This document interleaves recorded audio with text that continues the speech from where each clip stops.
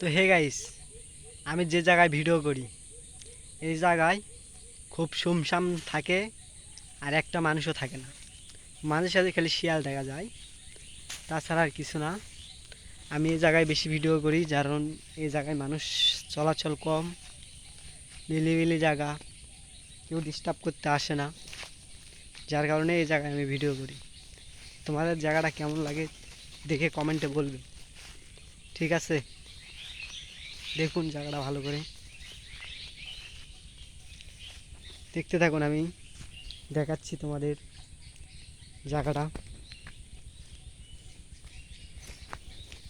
এই একটা সুতি আছে, সুতিটা পার হয়নি, তারপর দেখাবো তোমাদের কি ভালো করে। তো দেখুন,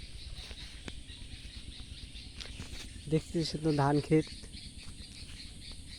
বন্যার কারণে সেরকম ধান চারা লেগে ওঠেনি।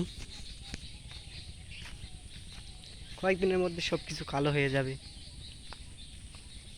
পিছনকার ব্যাকগ্রাউন্ড আরও সেই রকম চলে আসবে, নতুন পাতা গজাবে।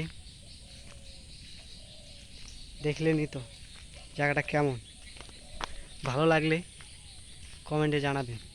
মাঝে সাঝে কিন্তু আমি এই জায়গায় ভিডিও করি। এই তো এই জায়গা কেমন লাগতেছে, খুব লিলিবিলি, দেখুন একটা মানুষও নাই।